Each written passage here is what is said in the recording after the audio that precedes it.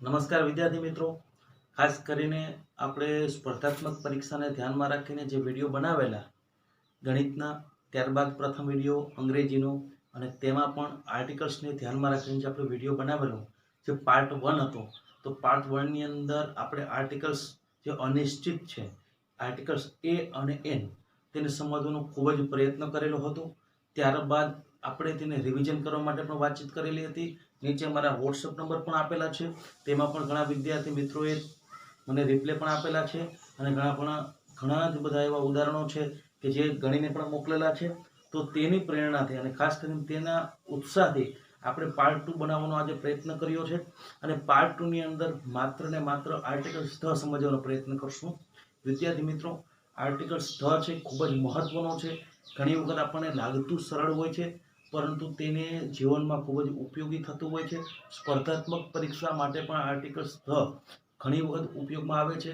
ઘણી વખત તેના ઉદાહરણો પૂછાતા હોય છે અને આર્ટિકલ્સ સમજવા માટે 8 થી 9 રૂલ્સની મદદ આપણે લેશું. કઈ કઈ જગ્યાએ ક્યારે અને કઈ રીતના ઉપયોગ થાય તે સમજવાનો પ્રયત્ન કરશું. તે પહેલાં તમામ વિદ્યાર્થી મિત્રોને એક સૂચન આપીશ કે ખાસ કરીને આપણે જ્યારે પણ વિડીયોની શરૂઆત કરીએ ત્યારે નોટ અને પેન સાથે લઈને બેસીએ, કારણ કે અંગ્રેજીની અંદર ખાસ કરીને ગ્રામરની જે ટોપિક્સ બોર્ડ ઉપર લખવામાં આવશે તે આપણી નોટપેનની અંદર ખાસ કરીને નોટની મદદથી તે ટેકાવતા જઈએ અને ખાસ કરીને જીવનમાં જ્યારે પણ આ રૂલ્સનો આપણે ઉપયોગ કરવાનો આવે તો આપણે ક્યારેય ભૂલી ન જઈએ, તેને ધ્યાનમાં રાખીને આપણે ફરી શરૂઆત કરીએ. પાર્ટ 2માં આપનું હાર્દિક સ્વાગત છે વિદ્યાર્થી મિત્રો. પાર્ટ 2માં આર્ટિકલ્સ સમજવાનો પ્રયત્ન કરશું. તો આપણે પ્રથમ એ અને એન નું જોયું તો તે અનિશ્ચિત આર્ટિકલ હતા.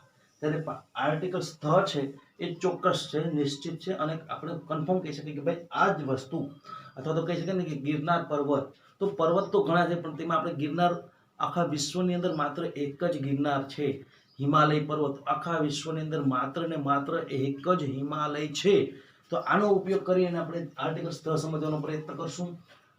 જે આપણે જોઈએ પ્રથમ રૂલ્સ સમજવાનો પ્રયત્ન કરીએ કે જે વસ્તુનો પહેલા નિશ્ચિત વસ્તુ તરીકે ઉપયોગ થઈ ગયો હોય, એટલે કે ચોક્કસ અનિશ્ચિત વસ્તુ હતી તેનો ઉલ્લેખ થઈ ગયો છે અને ફરી તે જ વસ્તુનો ઉલ્લેખ થાય, એટલે કે પ્રથમ અનિશ્ચિત વસ્તુ તરીકે ઉલ્લેખ થયો અને ફરી તે જ વસ્તુનો ઉલ્લેખ ફરી થાય, એટલે કે ત્યારે તે ચોક્કસ વસ્તુ બની ગઈ ગણાય અને એવા સમયે આર્ટિકલ્સ મુકાય છે. એનું ઉદાહરણ સમજવાનો ફરી પ્રયત્ન કરીએ. એટલે આપણે એક વખત ધ્યાન રાખીએ કે કોઈ પણ એક વસ્તુ છે જે અનિશ્ચિત છે, તે ચોક્કસપણે કહી ન શકાય, તેનો ઉલ્લેખ થઈ ગયો છે અને તે જ વાક્યની અંદર ફરી તે વસ્તુનો ઉલ્લેખ થતો હોય, તો આવા સમયે પ્રથમ વસ્તુનો ઉલ્લેખ થયો ત્યારે અનિશ્ચિત હતી, ફરી તે જ વસ્તુનો ઉલ્લેખ થયો ત્યારે તે નિશ્ચિત થઈ ગઈ છે, ચોક્કસ થઈ ગઈ છે, કારણ કે પ્રથમ તો ખબર પડી ગઈ કે ભાઈ આ વસ્તુ છે અને ફરી તેનો વસ્તુ તે વસ્તુ આ છે. ત્યારે આ સમયે આર્ટિકલ્સ મૂકવાય છે. આપણે જોઈએ આઈ સો અ બર્ડ, આઈ સો ખાલી જગ્યા અ બર્ડ, ખાલી જગ્યા બર્ડ વોઝ ગ્રીન. આ વાક્ય ભૂતકાળનું છે, તો જોઈએ આઈ સો ખાલી જગ્યા બર્ડ, મેં પક્ષી જોયું હતું. પણ કયું પક્ષી જોયું હતું તેનું નામ નથી, કયું પક્ષી છે તે ખબર નથી, તો આપણે સ્વાભાવિક છે અત્યારે પક્ષીને ઓળખતા નથી, પરંતુ મેં પક્ષી જોયું હતું, તો કે આઈ સો અ બર્ડ, એટલે કે મેં એક પક્ષી જોયું હતું. એ વસ્તુ કન્ફર્મ છે, ખબર છે કે મેં પક્ષી તો જોયું હતું, પરંતુ કયું જોયું હતું નથી ખબર, તો એટલે કહી શકાય કે ભાઈ મેં એક પક્ષી જોયું હતું. હવે ખાલી જગ્યા બર્ડ વોઝ ગ્રીન, એટલે કે મેં એક પક્ષી જોયું હતું, તે પક્ષી લીલા કલરનું હતું. તો સ્વાભાવિક છે પક્ષીનો ઉલ્લેખ થઈ ગયો હતો, મેં જે પક્ષી જોયું હતું તે લીલા કલરનું હતું, તો સ્વાભાવિક છે આઈ સો અ બર્ડ. હવે પક્ષી તો આપણે જોયું હતું, પક્ષીની પણ ખબર પડી ગઈ અને પક્ષી તે ગ્રીન હતું, એટલે કે ફરી પક્ષીનો ઉલ્લેખ થયો, ફરી અનિશ્ચિત વસ્તુનો ઉલ્લેખ થયો, એટલે આપણે પક્ષીથી પરિચિત થઈ ગયા હતા. તો આ સ્વાભાવિક છે આપણે આર્ટિકલ્સ માં યુઝ કરી શકીએ. એટલે આપણે વાક્ય રચના બની છે I saw a bird, the bird was green, એટલે કે મેં એક પક્ષી જોયેલ હતું, તે પક્ષી લીલા કલરનું હતું. સ્વાભાવિક છે વિદ્યાર્થી મિત્રો, તો અહીં આપણે જોયું ને કે જે વસ્તુનો પહેલા અનિશ્ચિત વસ્તુ તરીકે ઉલ્લેખ થયો, ફરી તે વસ્તુનો ઉલ્લેખ થાય ત્યારે તે વસ્તુ આપણા માટે ચોક્કસ થઈ જાય, પરિચિત થઈ જાય. આવા સમયે આર્ટિકલ્સ વપરાય. ઉદાહરણમાં જોયું આઈ સો અ બર્ડ, મેં એક પક્ષી જોયેલ હતું, તે પક્ષી ગ્રીન હતું, એટલે તે પક્ષી લીલું હતું, તો ધ બર્ડ વોઝ ગ્રીન. સરસ વિદ્યાર્થી મિત્રો, આર્ટિકલ્સ નો પ્રથમ રૂલ્સ આપણે જોયો. ત્યારબાદ બાકીના રૂલ્સ આપણે જોવાનો પ્રયત્ન કરશું તે પહેલા આ વસ્તુ તમે ટેકાવી લો તમારી નોટમાં. નમસ્કાર. તો આપણે ખાસ કરીને પહેલો રૂલ્સ જોયો આર્ટિકલ્સ પાર્ટ 2 ની અંદર. તો હવે બીજો નિયમ જોવાનો પ્રયત્ન કરીએ કે જાતિવાચક નામ અમુક ચોક્કસ જાતિ કે પ્રાણી નહીં પણ તેનો આખો વર્ગ સૂચવે ત્યારે આર્ટિકલ્સ મુકાય છે.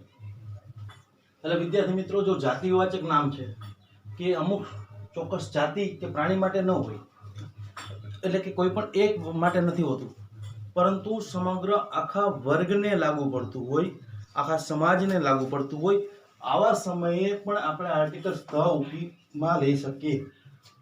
જેમ કે એક્ઝામ્પલ તરીકે blank cow is a useful animal, એટલે કે cow is a useful animal, એટલે કે ગાય ઉપયોગી પ્રાણી છે.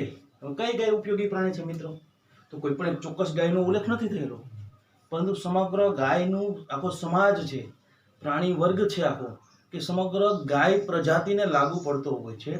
આવા સમયે કાવની આગળ પણ આર્ટિકલ ધ વાપરી શકાય છે, કારણ કે કોઈ ચોક્કસ ગાય જે છે, માત્ર એમ નથી કે ભાઈ આ ગાય છે કે તે ગાય છે કે પેલી ગાય છે, પરંતુ સમગ્ર આખા પ્રાણી સમાજને, જે ગાય સમાજના પ્રાણી વર્ગ છે તે સમગ્રને લાગુ પડે છે.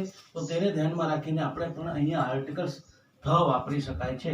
એટલે કે the cow is a useful animal, એટલે કે the cow is a useful animal, એટલે કે ગાય છે એક ઉપયોગી પ્રાણી છે.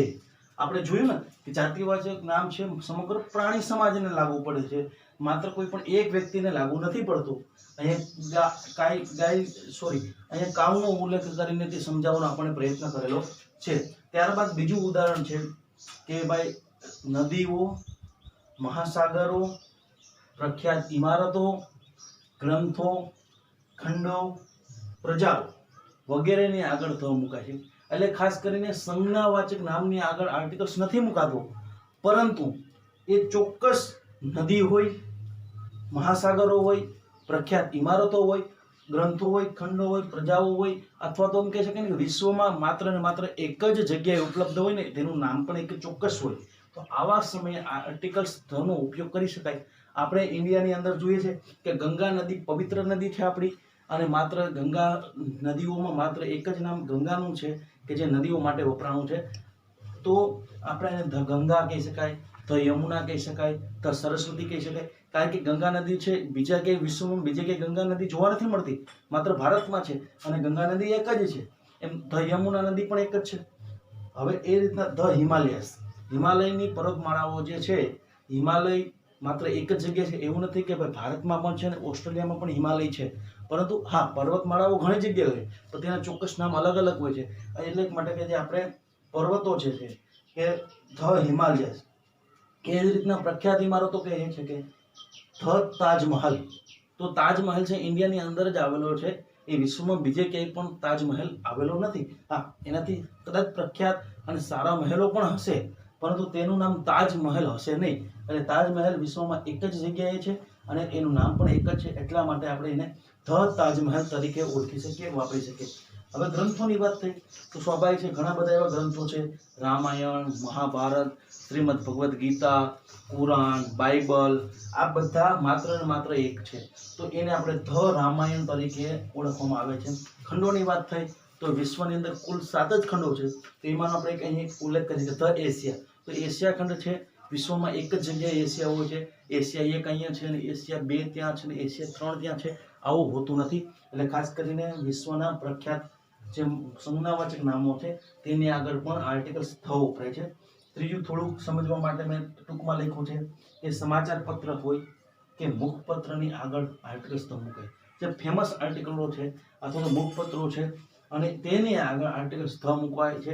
આપણે જોયું આઈ રીડ ખાલી જગ્યા blanks times of India every day, એટલે કે હું હંમેશા ટાઈમ્સ ઓફ ઇન્ડિયાનું સમાચાર પત્રનું વાંચન કરું છું દરરોજ. તો ટાઈમ્સ ઓફ ઇન્ડિયા માત્ર એક જ આવે છે. તો આઈ read the times of India every day. તો ટાઈમ્સ ઓફ ઇન્ડિયા જે સમાચાર પત્ર છે, મુખપત્ર છે, તેની આગળ પણ આર્ટિકલ્સ ધ મુકાય છે. વિદ્યાર્થી મિત્રો, આપણે ફરી 3 રૂલ્સ સમજવાનો પ્રયત્ન કર્યો. પ્રથમ, જાતિવાચક નામ જે ચોક્કસ જાતિ કે પ્રાણી માટે નહીં પરંતુ સમગ્ર જાતિને લાગુ પડતું હોય એવા સમયે આર્ટિકલ્સ ધ મુકાય છે. અહીંયા જો આપણે કાવનું ઉદાહરણ લીધું કે કાવ ગાય છે, એક ઉપયોગી પ્રાણી છે, પણ કઈ ગાય છે એનું નથી, પરંતુ સમગ્ર ગાય છે તે ઉપયોગી જ પ્રાણી છે, એટલા માટે the cow is a useful animal. ત્યારબાદ આપણે મહાન નદીઓ હોય, મહાન સાગરો હોય, મહાસાગરો હોય, પ્રખ્યાત ઇમારતો હોય, પર્વતો હોય, ગ્રંથો હોય, ખંડો હોય વગેરે જે પ્રખ્યાત વસ્તુ છે અથવા તો વિશ્વમાં એક જ જગ્યાએ ઉપલબ્ધ હોય આવી વસ્તુઓને આગળ આપણે ધ મૂકી શકાય. ધ તાજમહેલનું ઉદાહરણ લીધું, the Ganga, the Himalayas, the Ramayana, the Asia. ત્યારબાદ સમાચાર પત્ર કે મુખપત્રનો ઉલ્લેખ કર્યો કે જે પ્રખ્યાત હોય છે અથવા તો જે ક્યારેક આપણે એક ચોક્કસ વસ્તુ કહી શકાય તે હોય છે ત્યારે એને ધ આર્ટિકલ્સ મુકાય છે. તો કે આઈ read the times of India every day, એટલે કે હું હંમેશા દરરોજ ટાઈમ્સ ઓફ ઇન્ડિયા જે સમાચાર પત્ર છે તેનું જ વાંચન કરું છું. વિદ્યાર્થી મિત્રો, આ 3 રૂલ્સને ઉદાહરણ સાથે પણ તમે લખી શકો છો. ભવિષ્યમાં આપણને ઉપયોગી થશે. લખીએ. સરસ વિદ્યાર્થી મિત્રો, તો આપણે હવે આગળના નિયમ તરફ આગળ વધીએ. આર્ટિકલ્સ ધને ધ્યાનમાં રાખીને કે શ્રેષ્ઠતાવાચક વિશેષણની આગળ એટલે કે સુપરલેટિવ ડિગ્રીમાં પણ ધ મુકાય છે. ખાસ કરીને આપણે ડિગ્રીની વાતચીત કરતા હોય, સુપરલેટિવ, કમ્પેરેટિવ, એ જે ડિગ્રીઓની વાત છે એમાં જે સુપરલેટિવ ડિગ્રી છે જે શ્રેષ્ઠતાવાચક વિશેષણની આગળ એમાં પણ આપણે ધ મુકાય છે. અહીંયા મેં એક ઉદાહરણ આપેલું છે, તેના દ્વારા સમજવાનો પ્રયત્ન કરીએ. Hemal is the cleverest boy in the class. એટલે કે હેમલ નામનો જે છોકરો છે એ ક્લાસની અંદર સૌથી ક્લેવર છોકરો છે. સૌથી એટલે કે બધા છોકરા છે પણ તેમાંથી સૌથી ક્લેવર છોકરો હોય તો હેમલ છે. શ્રેષ્ઠ છે. એમ બધા છોકરા શ્રેષ્ઠ છે એવું હોતું નથી, પણ બધા છોકરા હોશિયાર હોય. બધા છોકરા હોશિયાર હોય, સૌથી હોશિયાર, સૌથી ક્લેવર તો હેમલ નામનો છોકરો સૌથી હોશિયાર છોકરો, સૌથી ક્લેવર છોકરો ક્લાસરૂમની અંદર છે. તો આ શ્રેષ્ઠતાવાચક વિશેષણની આગળ પણ ક્લેવર છે, વિશેષણ છે, પણ સૌથી, તો એને ધ્યાનમાં રાખીને ધ EST લાગ્યું એટલે સૌથી થઈ ગયું છે. ત્યારબાદનું ઉદાહરણ જોઈએ કે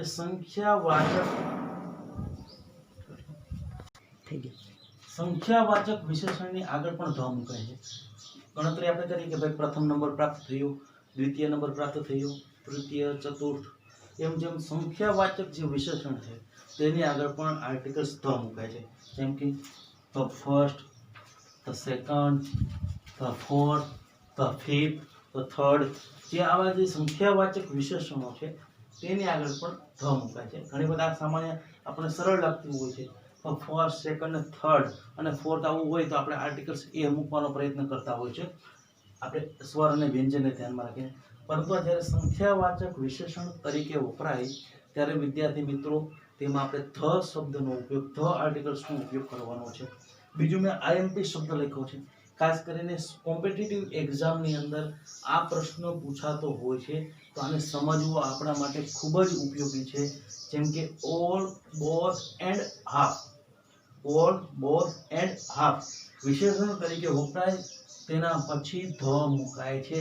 ત્યારે વાક્યની રચનાની શરૂઆત થતી હોય અને વાક્યની અંદર ઓલ, બોથ અને હાફ આ 3 શબ્દ જ્યારે વિશેષણ તરીકે વપરાતા હોય છે ત્યારે આર્ટિકલ્સ ધ મુકાય છે. વિદ્યાર્થી મિત્રો, આ ખાસ બાબત આપણે આ 3 શબ્દો ધ્યાન રાખવા પડે, ઓલ, બોથ એન્ડ હાફ. તો આ 3 શબ્દ વિશેષણ તરીકે વપરાય ત્યારે ખાસ કરીને આર્ટિકલ્સ ધ મુકાતો હોય છે. અહીંયા જોયું ઉદાહરણ પણ મેં આપ્યું છે. ખાસ કરીને જોઈએ આપણે કે all the girls stood in a queue, એટલે કે બધી જ છોકરીઓ એક હરોળની અંદર ઊભી હતી. સ્ટૂડ અહીંયા ભૂતકાળ છે, તો બધી જ છોકરીઓ હરોળની અંદર ઊભી હતી. તો આ જે છે ગર્લ્સ અને ઓલ છે વિશેષણ તરીકે વપરાયેલું છે, તો તેની આ ગર્લ્સની આગળ આપણે ધ શબ્દનો ઉલ્લેખ કરેલો છે. ખાસ કરીને ફરી એક વખત કહું છું કે ઓલ, બોથ એન્ડ હાફ આ 3 વર્ડ્સ ખાસ કરીને આપણે યાદ રાખીએ કે તેને વિશેષણ તરીકે જ્યારે રજૂઆત થયેલી હોય ત્યારે હંમેશા આર્ટિકલ્સ ધનો ઉપયોગ જ કરવો. ફરી એક વખત ઉદાહરણ જોઈએ. All the girls stood in a queue. ત્યારબાદ આપણે જોઈએ કે કોઈ પણ સંજ્ઞાવાચક નામનો ઉપયોગ જાતિવાચક નામ તરીકે થાય ત્યારે ધ વપરાય છે. સામાન્ય રીતે વિદ્યાર્થી મિત્રો સંજ્ઞાવાચક નામની આગળ ધ વપરાતો નથી, આર્ટિકલ્સ વપરાતા નથી, પરંતુ એ સંજ્ઞાવાચક નામ સમગ્ર જાતિનો ઉલ્લેખ કરે, જાતિવાચક નામ તરીકે જ્યારે પ્રેઝન્ટ થતું હોય આવા સમયે આપણે તેને આર્ટિકલ્સ ધ વાપરી શકીએ છીએ. જેમ કે Kalidas is the Shakespeare of India. જે કહે છે કે Kalidas is the Shakespeare of India, તો શેક્સપિયર એક એવી વિભૂતિ થઈ ગઈ છે, એવી આત્મા થઈ ગઈ છે કે એવો મહાન વ્યક્તિ થઈ ગયો છે કે જેને કારણે ઘણા બધા ગ્રંથોની રચના થઈ છે અને સમાજને માર્ગદર્શન આપેલું છે. તો શેક્સપિયર અત્યારે સંજ્ઞાવાચક નામ તરીકે નથી ઉપયોગ થઈ રહ્યો, પરંતુ તે અહીંયા જાતિવાચક નામનો ઉલ્લેખ થાય છે. એટલા માટે કે Kalidas is the Shakespeare of India. અને કાલિદાસને આપણે એમાં કહીએ છીએ કે કાલિદાસ એ એવો છે કે શેક્સપિયર ઓફ ઇન્ડિયા, કે કાલિદાસને ભારતના શેક્સપિયરની ઉપાધિ આપવાનો પ્રયત્ન કરેલ છે. અહીંયા આપણે ઘણા અલગ અલગ વસ્તુનો ઉલ્લેખ કરી શકાય, જેમ કે national Mandela is the Gandhiji of south Africa. National Mandela છે એ ગાંધીજીના સાઉથ આફ્રિકા સમાન ગણાય છે, કારણ કે ગાંધીજીએ ઘણું બધું સારું કામ કર્યું છે. તો ગાંધીજીની ઉપાધિ જ્યારે સાઉથ આફ્રિકામાં વપરાતી હોય ત્યારે નેશનલ મંડેલાને તેની હરોળમાં ગણવામાં આવે છે, કારણ કે બંને એ ખૂબ જ કહી શકાય ને કે આત્મબળથી અને ખાસ કરીને શસ્ત્ર ઉઠાવ્યા વગર લડેલી હતી. તો આ આર્ટિકલ્સ ધનો આપણે ઉલ્લેખ અલગ અલગ રૂલ્સની મદદ કરવાનો પ્રયત્ન કર્યો છે. વિદ્યાર્થી મિત્રો ખાસ કરીને હું અહીંયા એ જ રૂલ્સનો સમજાવવાનો પ્રયત્ન કરું છું જે આપણે ખાસ કરીને કોમ્પિટિટિવ એક્ઝામમાં ઉપયોગી થતા હોય અને જીવન જરૂરિયાતમાં ઉપયોગી થતા હોય. અન્ય ઘણા બધા રૂલ્સ છે જે આપણે કદાચ ઉપયોગમાં નહીં આવતા હોય એવું મને લાગે છે, તો તેને ધ્યાનમાં રાખીને આપણે એટલા રૂલ્સનો અભ્યાસ કરીએ. ખાસ કરીને આપણા જીવનમાં અને આપણે જ્યારે નોટ્સ બુક ઉતારતા હોય છે તો તેમાં પણ આ ઉતારીએ. અને ખાસ કરીને હવે પછી આપણે એ એન અને ધની એક્ઝામ્પલની મદદથી આ રૂલ્સનો ઉપયોગ કરતા જઈએ, એક્ઝામ્પલ બતાવતા જઈએ અને કઈ રીતના કોમ્પિટિટિવ એક્ઝામમાં અને આપણે સ્કૂલોની એક્ઝામમાં પણ પૂછાતા હોય છે તેનો અભ્યાસ કરવાનો પ્રયત્ન કરીએ. તે પહેલાં આ પ્રથમ બધી વસ્તુઓ લખી દઈએ. સરસ વિદ્યાર્થી મિત્રો, હવે આપણે અહીંયા 5 ઉદાહરણની મદદથી આર્ટિકલ્સ એ એન અને ધ સમજાવવાનો પ્રયત્ન ફરી કરું છું, રૂલ્સને સમજવાનો પ્રયત્ન કરશું. આપણે દરેક ખાલી જગ્યામાં આર્ટિકલ્સ એ એન અને ધ આ ત્રણમાંથી કોઈ પણ એક આર્ટિકલ પસંદ કરીને લખવાનો છે. સમજી વિચારીને જવાબ લખશું. ખાસ કરીને વિદ્યાર્થી મિત્રો શરૂઆત કરીએ તે પહેલા નોટ અને પેન સાથે લઈને બેસીએ, કારણ કે આ 5 ઉદાહરણ હું તમને આપું છું, તમારે સમજવાના છે. વિચારીને આના જવાબ પણ તમારે મારી પ્રથમ લખવાના છે. અને ખાસ કરીને પછી આવી ઘણી બધી એક્સરસાઇઝનું આપણે રિવિઝન કરતા રહીશું, જેને કારણે આપણા મગજમાંથી અને આપણા જીવનમાંથી આર્ટિકલ એ એન અને ધ ક્યારેય પણ ભૂસાય નહીં, ક્યારેય પણ જતું ન રહે. શરૂઆત કરીએ. પ્રથમ ઉદાહરણ છે ખાલી જગ્યા Gita is a holy book. બીજું ઉદાહરણ છે મિસ્ટર શાહ ઇઝ ખાલી જગ્યા હોનરેબલ મેન. આઈ સો ખાલી જગ્યા અ બર્ડ ખાલી જગ્યા cow is a useful animal અને ખાલી જગ્યા Punjab is not a big state. આ 5 ઉદાહરણો છે, તમે લખી લીધા હશે. ફરી આપણે ધીમે ધીમે શરૂઆત કરતા જઈએ. પહેલું ઉદાહરણ હું સમજાવવાનો પ્રયત્ન કરું છું કે ખાલી જગ્યા Gita is a holy book. તો ગીતા એક ધાર્મિક બુક છે. સ્વાભાવિક છે ધાર્મિક બુક છે, અને ગીતા જે આપણે શ્રીમદ ભગવદ્ ગીતા કહીએ છીએ તો વિશ્વમાં એક જ છે. તો આપણે જોયું હતું કે મહાન ગ્રંથો હોય અને કે જેનો એક જ ઉલ્લેખ થતો હોય તો તેની આગળ આપણે શું વાપરી શકીએ વિદ્યાર્થી મિત્રો? વિચારો શું વાપરી શકીએ? કે ખાલી જગ્યા Gita is a holy book, એટલે કે ગીતા એક મહાન ગ્રંથ છે, મહાન બુક છે. તો ગીતા એક મહાન બુક છે, તો આપણે સ્વાભાવિક શું વાપરશું? તો કે ધ. મને આશા છે કે તમે પણ જવાબમાં ધ જ લખેલો હશે. ત્યારબાદ આપણે ફરી બીજું ઉદાહરણ જોઈએ. Mister Shah is blank honourable man. અહીંયા એચ છે, વ્યંજન છે, પણ તેનો ઉચ્ચાર સ્વરથી થાય છે. Mister Shah is honourable man. આપણે ઓનરેબલ પ્રાઇમ મિનિસ્ટર, ઓનરેબલ મુખ્યમંત્રી એટલે કે સીએમ, મુખ્યમંત્રી, આપણે જે આવા શબ્દો સાંભળેલા હોય ઓનરેબલ, એટલે કે mister Shah is honourable man. તો ઓ આ એચ થી ઉચ્ચાર નથી થતો, એચ એ લખાય છે, ઉચ્ચાર ઓ થી થાય છે. તો આપણે ખબર છે આમાં આર્ટિકલ્સ કયો આવશે? એ કે એન? એ કે એન? વિચારો શું આવશે આર્ટિકલ્સ? મિસ્ટર શાહ ઇઝ ખાલી ગયા ઓનરેબલ મેન. શું આવશે? આપણે નિયમ પણ જોઈ ગયા હતા કે જ્યારે લખાણ વ્યંજનથી હોય પરંતુ તેનો ઉચ્ચાર સ્વરથી હોય ત્યારે આર્ટિકલ્સ એન નો ઉપયોગ થાય છે. ત્યારબાદ બીજું ત્રીજું ઉદાહરણ આપણે જોઈએ. આઈ સો ખાલી જગ્યા બર્ડ. આ ઉદાહરણ આપણે જ્યારે અભ્યાસ કરતા હતા ત્યારે પણ આનો ઉલ્લેખ થયેલો કે મેં એક પક્ષી જોયું હતું. કયું પક્ષી જોયું હતું ખબર નથી, પણ મેં એક પક્ષી જોયું હતું. તો આઈ સો અ બર્ડ. આ તો સરળ છે. બીજું જ આગળનું ઉદાહરણ છે. ખાલી જગ્યા cow is a useful animal. ગાય એક ઉપયોગી પ્રાણી છે. તો હવે કઈ ગાય? તો કે એનો ઉલ્લેખ નથી. એ સમગ્ર સમાજને, સમગ્ર પ્રાણી વર્ગને લાગુ પડે છે. જે ગાય પ્રજાતિને લાગુ પડે છે. ત્યારે સમગ્ર પ્રજાતિને લાગતું હોય ત્યારે આર્ટિકલ્સ શું આવે? A an the. A an the. શું આવશે વિદ્યાર્થી મિત્રો? વિચારો. એ આવશે, એન આવશે કે ધ આવશે? આપણે ઉલ્લેખ પણ કરી ગયા હતા કે જ્યારે જાતિવાચક નામ એ સમગ્ર જાતિ કે પ્રાણીને લાગે છે, માત્ર કોઈ પણ બધા લોકોને લાગુ પડતું હોય ત્યારે આપણે એને આર્ટિકલ્સ ધ તરીકે ઉપયોગ કરતા હોય છે. તેવું ઉદાહરણ છે. ખાલી જગ્યા Punjab is not a big state. Punjab એક મોટું રાજ્ય નથી. તો ભારત દેશની અંદર પંજાબ છે.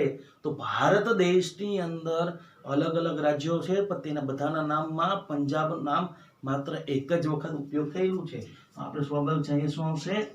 ધ તરીકે આપણે આર્ટિકલ્સનો ઉપયોગ કરશું. વિદ્યાર્થી મિત્રો, આપણે આર્ટિકલ્સની સમજ મેળવી, આર્ટિકલ્સની ડેફિનેશન મેળવી, આર્ટિકલ્સના ઉદાહરણ જોયા, આર્ટિકલ્સના રૂલ્સ જોયા અને અંતમાં આર્ટિકલ્સને લગતા એક્ઝામ્પલ એક્સરસાઇઝની મદદથી ગણવાના પ્રયત્ન કરેલા છે. તો આ વિડીયો પાર્ટ 2 આપણે અહીંયા પૂરો કરીએ છીએ, જેમાં આર્ટિકલનું બેઝિક નોલેજ આપવાનો મેં પ્રયત્ન કરેલો. છતાં પણ આર્ટિકલ્સ એ સમજવા અને જાણવા એ સાગર સમાન છે. આપણે સાગરના અમુક ટીપાનો અભ્યાસ કરેલો, બેઝિક વસ્તુઓ જાણવાની પ્રયત્ન કરેલી અને ભવિષ્યમાં આવનારી સ્પર્ધાત્મક પરીક્ષાને ધ્યાનમાં રાખી અને અમુક રૂલ્સ જે આપણે ઉપયોગી થતા હોય છે, વારંવાર સ્પર્ધાત્મક પરીક્ષામાં પૂછાતા હોય છે, આ બાબતોનો આપણે અભ્યાસ કરેલો, તેનું રિવિઝન કરેલું અને હવે અપેક્ષા એવી છે કે આ બંને વિડીયો પાર્ટ 1 આગળ જે આપણે ઉતારેલો હતો એ અને પાર્ટ 2 બંનેને કમ્બાઈન કરીએ, ઘરે જઈએ ફરી આ વસ્તુઓનો અભ્યાસ કરીએ, રિવિઝન કરતા જઈએ. ધોરણ 6 થી ધોરણ 12 અને કોલેજ સુધીને ગ્રામર બુક્સને ઢંઢોળીએ, તેમાં આર્ટિકલ્સને લગતા ઉદાહરણો જોઈએ, વારંવાર અભ્યાસ કરીએ, સ્પર્ધાત્મક પરીક્ષાની અંદર પૂછાયેલા પ્રશ્નપત્રોનો અભ્યાસ કરીએ, તેમાં ક્યાં આર્ટિકલ્સને લગતા ક્વેશ્ચન્સ પૂછાયેલા છે તેને અલગથી બુકની અંદર લખતા જઈએ અને વારંવાર આર્ટિકલ્સના પ્રશ્નોનો અભ્યાસ જો કરશું તો ભવિષ્યમાં જ્યારે પણ આર્ટિકલ્સને લગતા પ્રશ્નો પૂછાશે તો આપણા માટે સરળ થઈ જશે. વિદ્યાર્થી મિત્રો, હવે જ્યારે નેક્સ્ટ સમય મળશું તો ત્યારે અલગ ઇંગ્લિશ ગ્રામરના ટોપિક્સની સાથે મળશું અને આ વિડીયો તમને કેવો લાગ્યો છે તે નીચે આપેલી લિંકની અંદર કોમેન્ટ્સ બોક્સમાં જાઓ, કોમેન્ટ્સ બોક્સની અંદર તમારા પ્રતિભાવ આપો. જો હજી સુધી પણ તમે આપણે આ ચેનલને સબસ્ક્રાઇબ ન કરેલી હોય તો ચોક્કસપણે સબસ્ક્રાઇબ કરો અને નીચે આપેલું બેલ આઇકોન પર ક્લિક કરજો, જેને કારણે આપણા આવનાર તમામ વિડીયોની નોટિફિકેશન તમને મળતી રહે છે.